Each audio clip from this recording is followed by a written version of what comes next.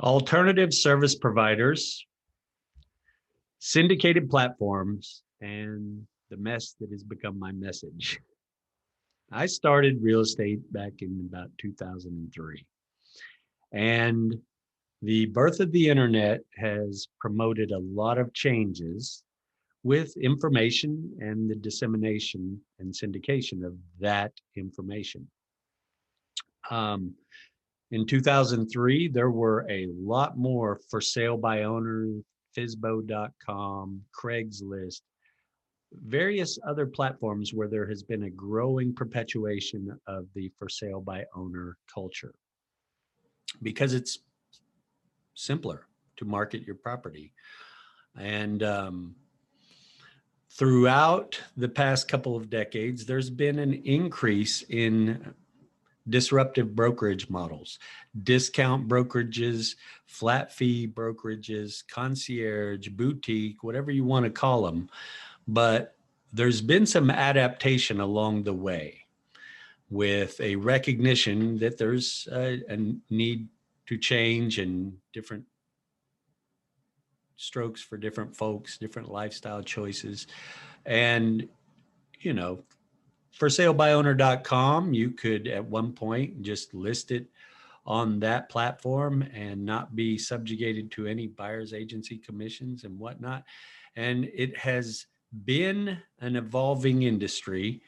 And then in about 2007, I think it was 2008, when I really started to gravitate towards um, Zillow and the ability to that Zillow operated off of syndicating from the MLS directly. They would take the MLS listings, had an agreement with them, would be able to populate their platform with those listings, and also provided a platform for sale by owners. And I regret that it's gone, the Make Me Move platform. That was brilliant.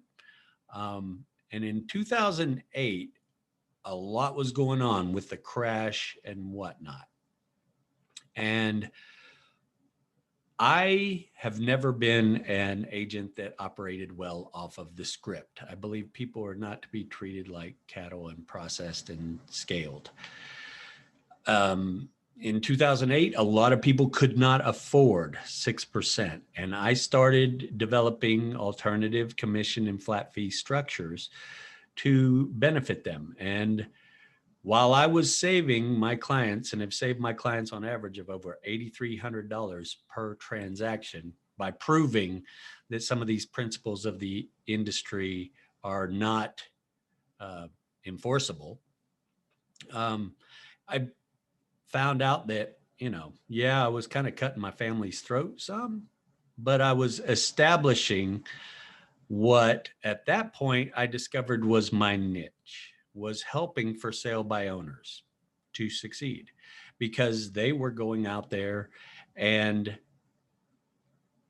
promoting their property and following a couple processes that they'd seen that might be effective. But I was seeing some very egregious mistakes that they were making, and I was able to save them thousands and thousands of dollars and help them sell their properties for more and do these things. So that's what I've been doing for the past 12 years.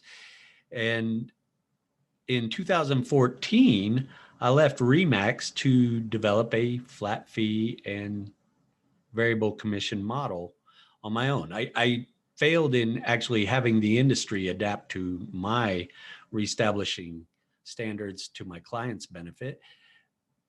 But I was a success in proving that these things work. And I went out in 2014 and developed a new model in my local market, in which we proven that you can sell a house and keep your costs down to around $5,000 and stuff like that. But recognizing that all of these things have changed are best suited to benefit the consumer with this information.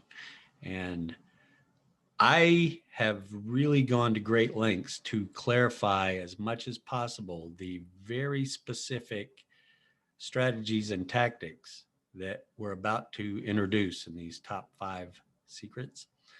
But I want you to know ultimately that you don't have to play the game by their rules. You rewrite the rules in your favor. And that's it for this lesson. See you in a bit.